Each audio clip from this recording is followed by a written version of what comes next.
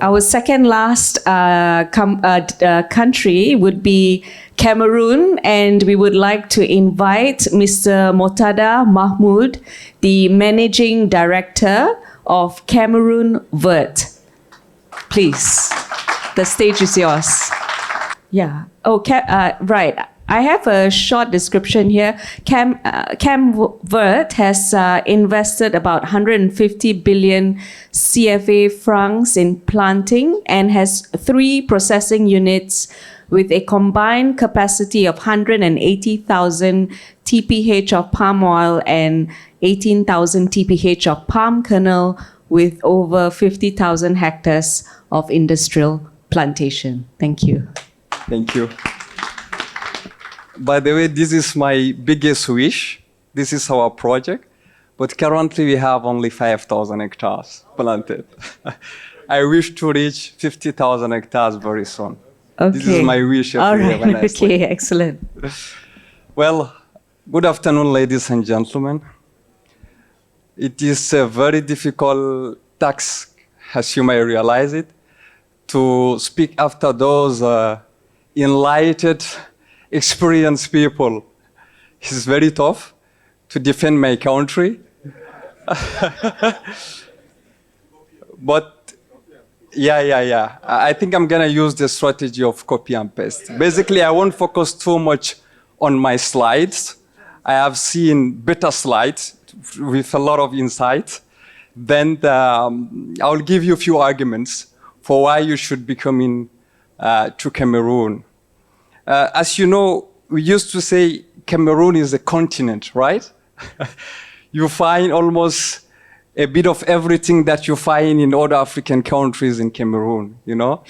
And we are also an entry to Central Africa. When you come to Cameroon, you can easily go to Chad because they don't have also port. It's not offensive, by the way. And same thing for Central African Republic. Then when you are in Cameroon, you can easily invest in Chad, easily invest in Central African Republic. And the other thing that we used to say, and is the reason why we consider ourselves as a continent, because we are also a bridge between Central and West Africa, you know. You can easily travel between Cameroon to Nigeria because we share in a very large border, Cameroon and Nigeria. Coming back to our business, you know, Cameroon is also a median. In a median, we are on the equatorial line. You can basically travel to all other African countries very easily. And in Cameroon, we speak also French and English, basically, which is a good asset. If you are looking for a country where you don't want to speak either French or English, or you want to combine both, come to Cameroon. Well, as I said, my slide do not have a lot of information, but I will use the search. I will go pretty quickly to avoid wasting time. Is it working? Okay. This is basically the same, you know, the temperature and the climate, you know, from Central Africa to West Africa. But more importantly, we will focus on the specific, how you call them? We will focus on the specific cultures.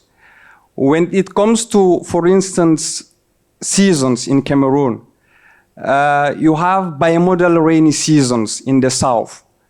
And we know for some crops, to improve the productivity, even though some people told us here that we have to use irrigation, the water coming from the nature also is very important. And it rains a lot in Cameroon. There is one city in southwest region of Cameroon called Dibuncha.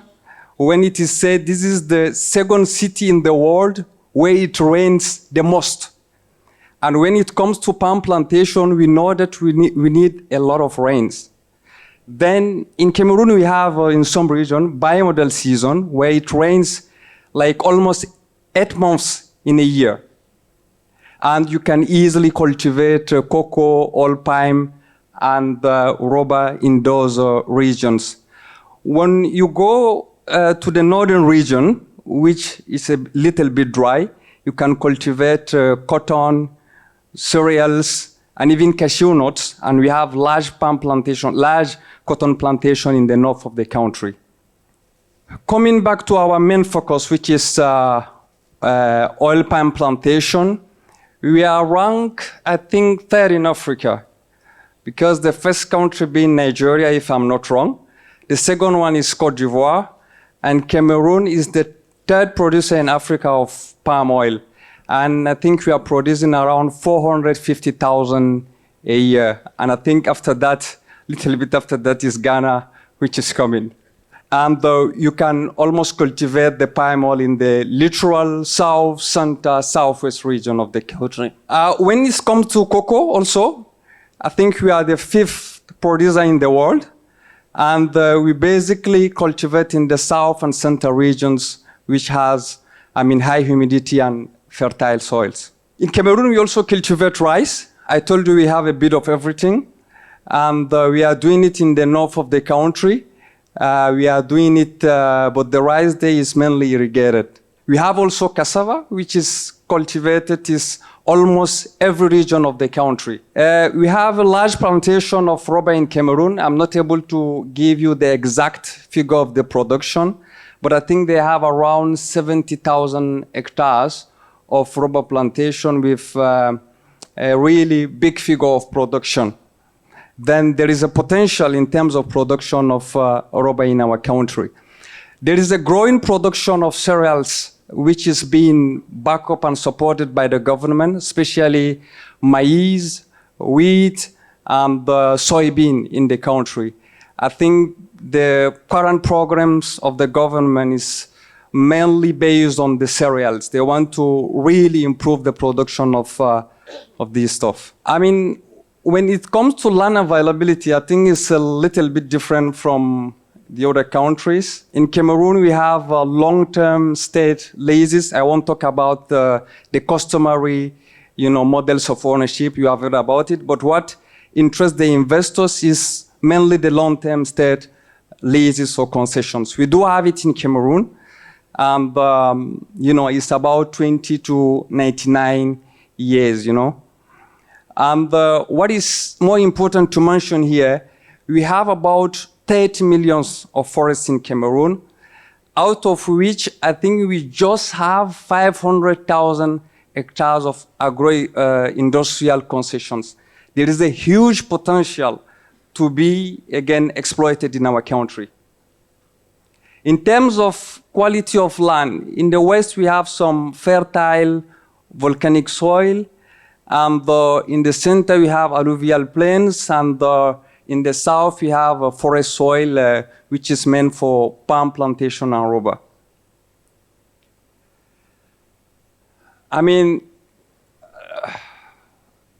Here you have the government incentives.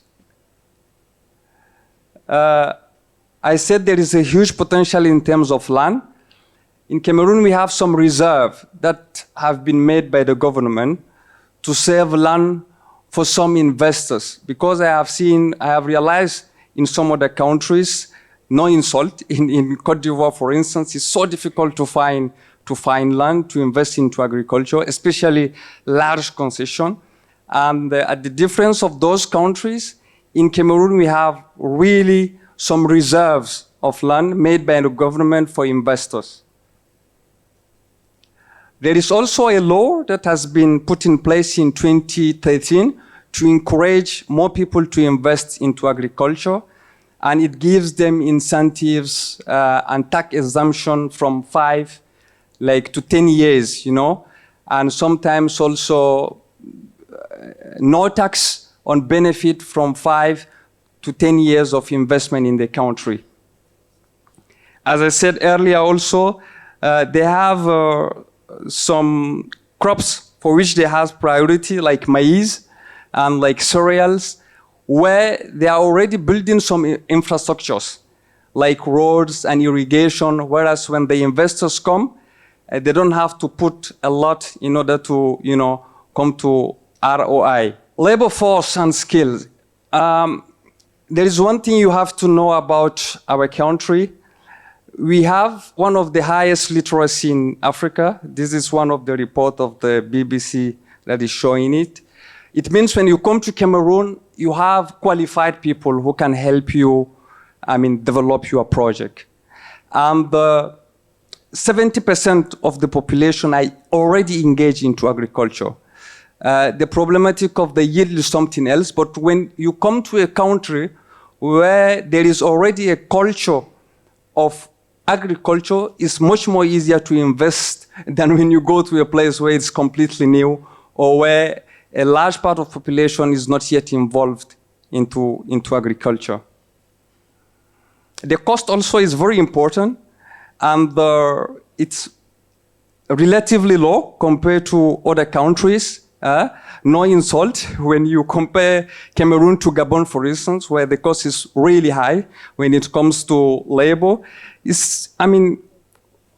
With 50,000 for unskilled, laborers, you can pay them 50,000 a month. I think it's a quite reasonable price.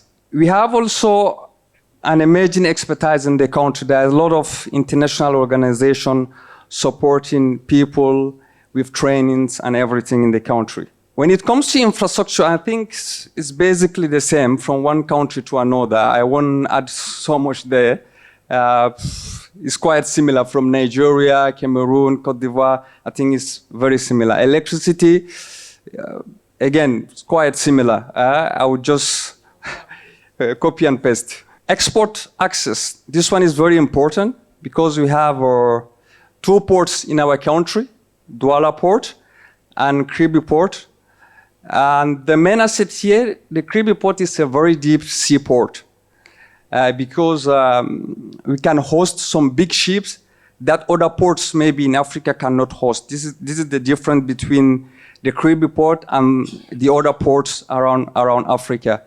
And we do have also industrial zones. I recall that recently Arise signed a protocol with Douala Port to develop an economic zone in our country. Production level, I already talked about it. I think I won't come back here.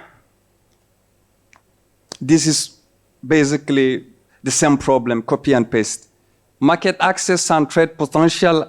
Also, as I said earlier, the biggest advantage in Cameroon is that apart from Central Africa, we are open to West Africa through Nigeria, and we have some free trade agreement with the country, which make easier to export goods from Cameroon to Nigeria or import from Nigeria to Cameroon. More or less, this what I wanted to say from Cameroon. The takeaway here, noted, as I said, is a little bit of everything in Cameroon. In terms of landscape, you find what you do find in Cote d'Ivoire, what you do find in Burkina Faso. In terms of language, you find also in terms of food and everything. Then come to the continent. We are looking forward to seeing you in Cameroon. Thank you very much. Excellent. Thank you very much, Mr. Mahmoud.